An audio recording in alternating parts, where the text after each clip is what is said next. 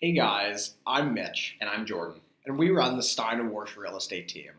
We have over 18 years of combined real estate sales experience selling Toronto condos, and we've been in almost every building and layout in the city. We're here to tell you the top 5 mistakes condo buyers make when purchasing a unit so that you can potentially save thousands of dollars. Dive into the top five mistakes that first time buyers make. So that way you're able to avoid these mistakes, not leave money on the table, and make sure you actually get into your dream building and dream unit without making any compromises. So the first mistake that we find buyers make is they start searching without properly understanding their financing.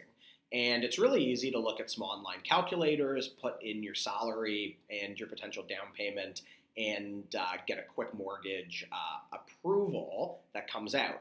But it's actually a lot more complex, and it's really important to speak to your bank or a proper mortgage advisor who can actually run you through certain criterias that lenders use, such as debt to income ratios, understanding how your down payment and your salary actually can come together to get you the best possible approval, because there's a lot of misconceptions where people think they only have to put down 20%, where in fact you can put down as little as 5 to 10% if you're buying a primary residence. And understanding how all of these financial implications come together allow you to start searching with confidence and knowing that if you really do find your dream place, you really can afford it and you have all the best possible financing terms outlined for yourself.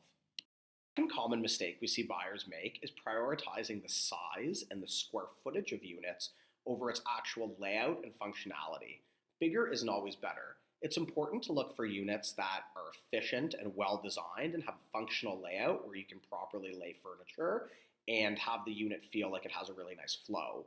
Too often we've seen buyers say that they only want to look at 700 square feet and up for a 1+den as an example, where in reality sometimes there could be a phenomenal 650 square foot unit with a way better layout that has better window exposure and a much more thoughtful layout that even feels bigger. We've had clients go into smaller units and actually feel like they've had a larger floor plan and they thought that they were bigger, but they actually weren't. It's that the layout was so much better.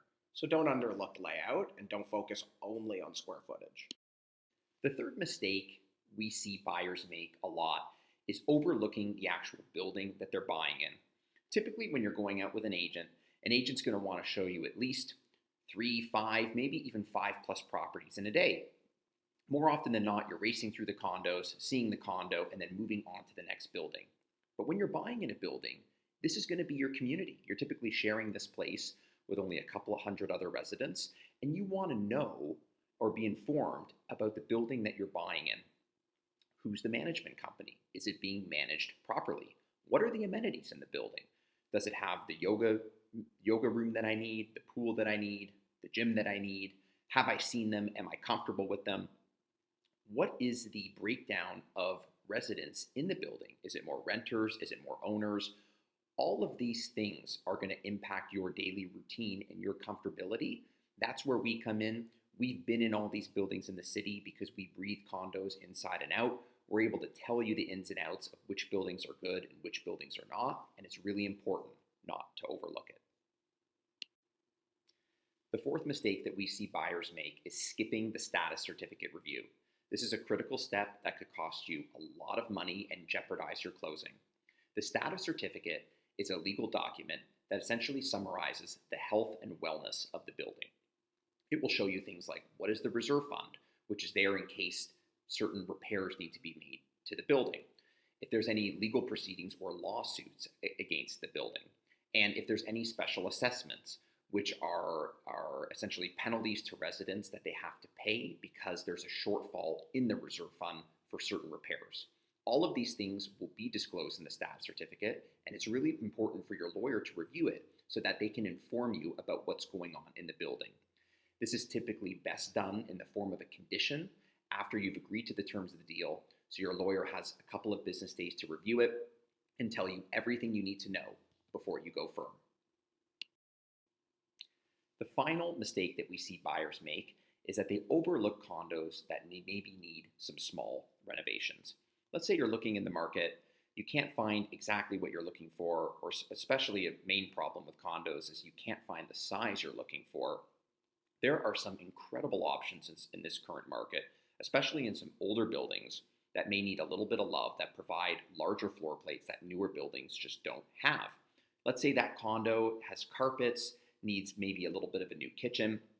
That's okay, because you're going to be able to get that condo for a much larger discount because it needs work. That's where we come in as well. We're partnered with some incredible contractors, incredible renovators that can help you keep the cost down, where you can buy the condo, add value immediately or over time, so that when you go to resell it at some point one day, you can make even more of a profit.